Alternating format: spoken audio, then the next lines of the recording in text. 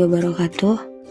Kami dari kelompok 3 akan memaparkan materi yang berjudul sifat-sifat bahan pertanian. Berikut merupakan nama-nama anggota kelompok 3. Buah cenderung diartikan sebagai bagian dari tumbuhan yang memiliki daging buah, bisa dimakan, rasanya manis dan asam. Beberapa contoh jenis buah, yaitu jeruk, pisang, jambu, rambutan, dan lain-lain. Namun, dalam ilmu botani, kata buah tidak hanya digunakan untuk menggambarkan bagian tanaman yang dapat dimakan, melainkan mempunyai arti lebih luas. Beberapa hal yang kita kira tidak bisa dikategorikan sebagai buah, ternyata termasuk kategori buah. Contohnya adalah tomat, biji gandum, biji jagung, dan kacang polong. Sifat fisik. Sifat fisik produk pertanian merupakan faktor terpenting dalam menentukan standar mutu untuk grading, transportasi, pengolahan, dan pengemasan. Sifat fisik utama buah adalah bentuk, ukuran, densitas, porositas, volume, dan massa. Gesekan terhadap berbagai permukaan juga penting. Sifat fisik bahan ini sangat diperlukan dalam pemisahan produk dengan benda asing yang tidak diinginkan seperti partikel tanah, debu, maupun bahan sampah lain yang ikut bersama produk pertanian saat proses pemanenan. Bentuk dan ukuran berat, volume, warna, seragam menjadi pilihan konsumen. Sifat fisik bahan dapat langsung diamati tanpa adanya reaksi kimia. Sifat fisik meliputi bentuk, ukuran, volume, massa, luas permukaan, porositas, warna, dan densitas. Sifat fisik buah meliputi ukuran, volume, densitas, porositas, dan bentuk. Ukuran buah dapat ditentukan dengan menggunakan metode mayor diameter di mana dimensi terpanjang pada maksimum project area, intermedia diameter di mana dimensi terpendek pada maksimum project area, minor diameter di mana dimensi terpendek pada minimum project area. Bentuk kebulatan adalah sebuah pengukuran ketajaman ujung benda padat. Kebunaran adalah ukuran ketajaman sudut suatu bahan padat. Nilai kebundaran suatu bahan berkisar antara 0 sampai 1. Jika nilai semakin mendekati 1, maka bentuk bahan akan semakin mendekati bentuk bundar. Volume atau bisa juga disebut kapasitas adalah penghitungan seberapa banyak ruang yang bisa ditempati dalam suatu objek. Mengikuti cara tradisional, volume dan massa buah dapat dihitung dengan timbangan digital. Massa buah akan menggunakan satuan gram, sementara volume buah menggunakan satuan mililiter kubik. Tidak hanya itu, volume beriringan dengan massa buah dapat menentukan sebesar kepadatan buah untuk menghasilkan konsistensi pula rasa. Han et al. 2000. Hal ini sejalan dengan pendapat Patil et al. Menurut Patil et al. 2005, bulk density didefinisikan sebagai kemampuan material memenuhi volume suatu wadah kosong, sehingga dapat diperoleh massa gram extruded yang dapat ditempatkan dalam sebuah 1 liter wadah kosong.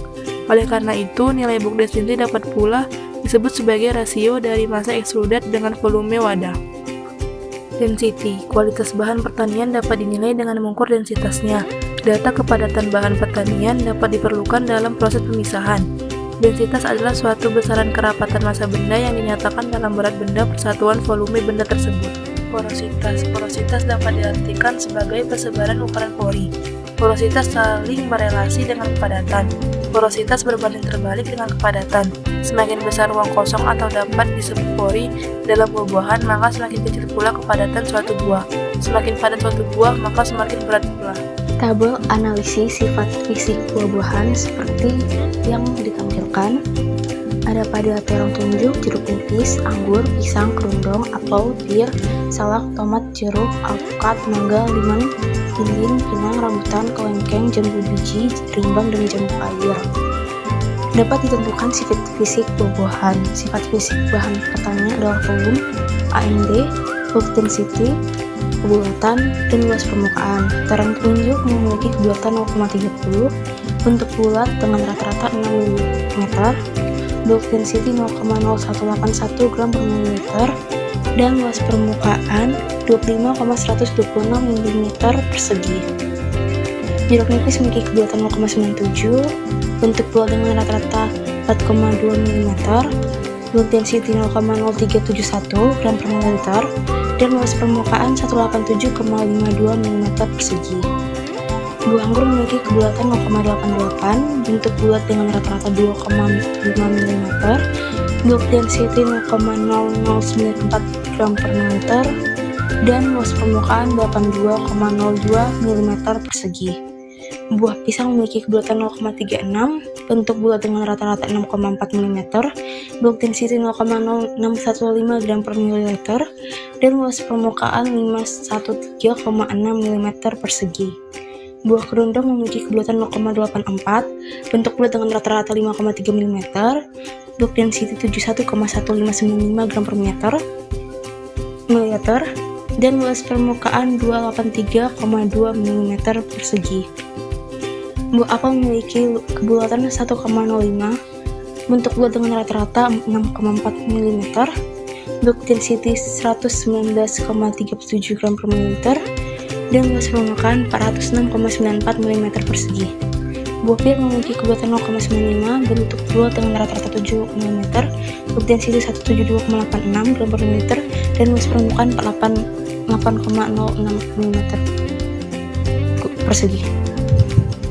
Buah salak memiliki kebulatan 0,80, bentuk bulat dengan rata-rata 5,3 mm, bulk density 58,928 gram per mililiter, dan luas permukaan 296,7 mm persegi. Tomat memiliki kebulatan 0,94, bentuk bulat dengan rata-rata 4 mm, bulk density 37,696 gram per mililiter, dan luas permukaan 162,96 mm persegi. Buah jeruk memiliki kebulatan 1,12, bentuk bulat dengan rata-rata 5,4 mm, bulk density 83,301 gram per mililiter, dan luas permukaan 24,82 mm persegi. Buah alpukat memiliki kebulatan 0,81, bentuk bulat dengan rata-rata 7 mm, bulk density 45,30 gram per mililiter, dan luas permukaan 557,3 mm persegi. Buah bangka memiliki kebulatan 0,67, bentuk bulat dengan rata-rata 8,30 mm, bulk density 185,64 gram per mililiter, dan luas permukaan 799,56 mm persegi. Buah limau memiliki kebulatan 0,89, bentuk bulat dengan rata-rata 5,4 mm, bulk density 73,900 gram per mililiter, dan luas permukaan 299,56 mm persegi. Buah pelimping memiliki kebulatan 0,55, bentuk bulat dengan rata-rata 9,54 mm, bulk density 190,99 ml, dan luas permukaan 792,5 mm persegi. Buah pinang memiliki kebulatan 0,87, bentuk bulat dengan rata-rata 4,1 mm, bulk density 14,226 gram per mililiter, dan luas permukaan 12,346 mm persegi. Lalu ada pula buah rambutan memiliki kebulatan 0,77, bentuk bulat dengan rata-rata 2,88 mm, bulk density 15,343 gram per mililiter, dan luas permukaan 53,78 mm persegi. Buah kelengkeng memiliki kebulatan 1,0709, bentuk bulat dengan rata-rata 6,84 mm, bulk density 15,343 gram per mililiter, dan luas permukaan 53,78 mm persegi. Buah jambu biji memiliki kebulatan 1, bentuk bulat dengan rata-rata 6,84 mm, bulk density 170,47 gram per mililiter, dan luas permukaan 441,84 mm persegi. Rimbang memiliki kebulatan 1,2, bentuk 1,02, bentuk bulat dengan rata-rata 1,06 mm, bulk density 6,1484 gram per mililiter, dan luas permukaan 1,16 mm persegi. Buah jambu air memiliki kebulatan 0,74, bentuk bulat dengan rata-rata 67,71 mm, bulk density 67,71 gram per mililiter, dan luas permukaan 283,48 mm persegi. Sifat fisik buah-buahan terdiri dari ukuran, bentuk, luas permukaan, kebulatan, porositas, densitas, dan volume. Bentuk buah menggambarkan objek dalam syarat geometri tubuh buah. Rumus sparsity adalah sebagai berikut.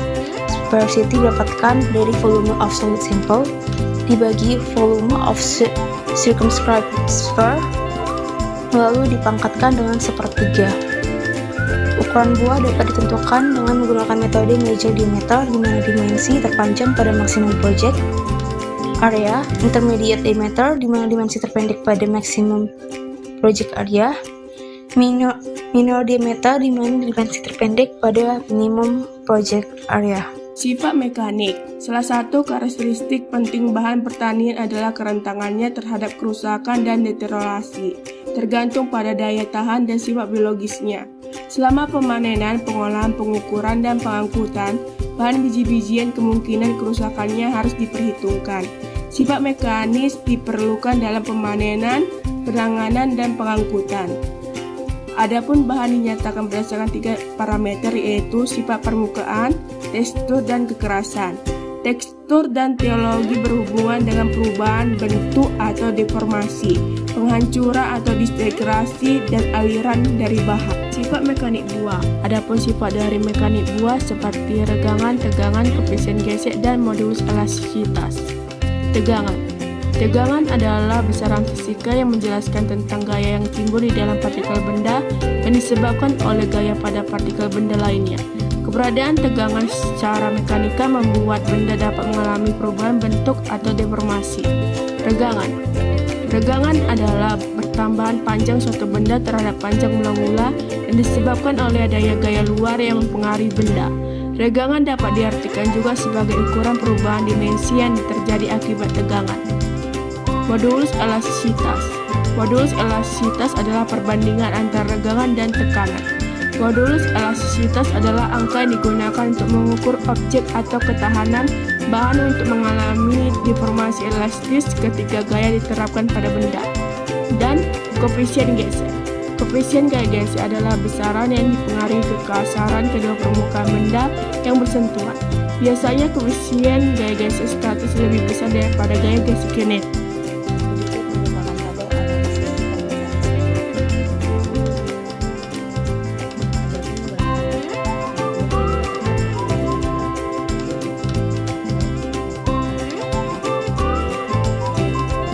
Uji tarik dilakukan pada mesin uji tarik, juga dikenal sebagai mesin uji universal. Mesin uji tarik terdiri dari rangka uji yang dilengkapi dengan sel beban, perangkat lunak pengujian, dan pegangan serta aksesori. Khusus aplikasi seperti ekstensometer. Jenis bahan yang diuji akan menentukan jenis aksesori yang dibutuhkan. Dan satu mesin dapat diadaptasi untuk menguji bahan apapun dalam tentang gayanya hanya dengan mengubah pemasangan.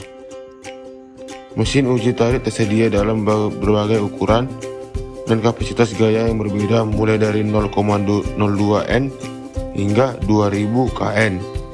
Instron tersedia dalam kisaran kapasitas hingga 300 kN dan dapat melakukan berbagai jenis pengujian yang berbeda, termasuk tarik, kompresi, tekukan, kupas, robek, geser, gesekan, torsi, tusukan, dan banyak lagi. Sifat kelistrikan adalah sifat benda yang muncul dari adanya muatan listrik. Pada dasarnya energi listrik dapat diperoleh dari berbagai sumber termasuk buah dan sayur. Energi listrik dapat dihasilkan dari buah-buahan, khususnya buah yang mengandung banyak asam sitra. Menurut DKK 2020, hasil uji kelistrikan yaitu tegangan arus dan arus listrik akan digunakan untuk mencari nilai daya dengan menggunakan persamaan berikut.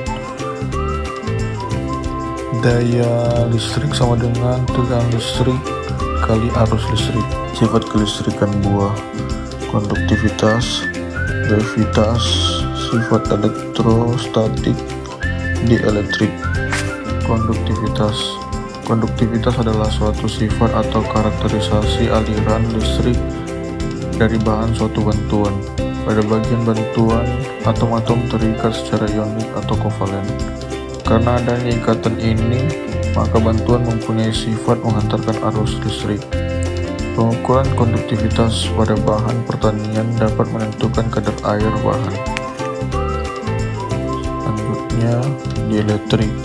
Kekuatan dielektrik merupakan ukuran kemampuan suatu material untuk bisa menahan tegangan tinggi tanpa berakibat terjadi kegagalan dielektrik. Kekuatan dielektrik cair tergantung pada sifat atom dan molekul cair itu sendiri, material dari elektroda, suhu, jenis tegangan yang diberikan, dan sebagainya. Pengukuran sifat listrik dengan sinyal frekuensi rendah telah dilakukan oleh Steiner pada tahun 2005 untuk menguji keterkaitan dielektrikum dengan kadar air dan density dari salju. Sercuccia pada tahun 2004 telah membandingkan metode pengukuran sifat listrik pada frekuensi tinggi untuk menentukan nilai dielektrik dengan memanfaatkan sensor TDR maupun kabel kosial. Petruszewski et al. Pada tahun 2007 telah memanfaatkan radiasi gelombang elektromagnetik sebagai metode tidak merusak untuk merangsang pertumbuhan biji. Selain itu, pada level energi rendah, sifat listrik terutama nilai dielektrik dapat dimanfaatkan untuk pengukuran kadar air secara non-destruktif. Ada juga yang merepresentasikan impedansi listrik pada tanaman jeruk dalam bentuk kompleks terkait dengan waktu pemberian air sebagai mekanisme dalam jaringan silem. Spektroskopi impedansi listrik atau EIS telah banyak digunakan untuk mempelajari kondisi hewan dan tumbuhan. Akhir-akhir ini telah berkembang pula EIS untuk mempelajari kondisi fisiologi buah seperti pada buah kiwi, tomat, dan nektarim. Keuntungan lain dari EIS adalah adanya diagram spektra yang bisa digunakan untuk membangun diagram rangkaian listrik dari resistor maupun kapasitor yang menunjukkan kondisi internal buah. Sementara hasil penelitian itu lebih difokuskan pada pemodelan rangkaian listrik dari buah jeruk dengan menggunakan sinyal listrik eksternal lemah agar tidak merusak produk. Energi listrik merupakan salah satu fasilitas primer yang digunakan dalam setiap kegiatan. Berdasarkan data statistik, penggunaan energi listrik mengalami peningkatan. Energi listrik dapat dihasilkan dari berbagai jenis buah yang bersifat asam. Tingkat keasaman buah berbeda-beda, di mana semakin tinggi tingkat keasaman maka pH-nya akan semakin rendah. Buah jeruk lemon atau citrus limon L dan belimbing wuluh atau Avarhoa bilimbi merupakan buah yang sesuai untuk dijadikan sebagai sumber energi listrik menggunakan metode elektrolisis. Kedua buah ini memiliki rasa asam dan berair. Tabel analisis sifat kelistrikan buah. Anggur, tegangan tidak ada, konduktivitas 0,462. Jeruk, tegangan 1,005, konduktivitas 0,435.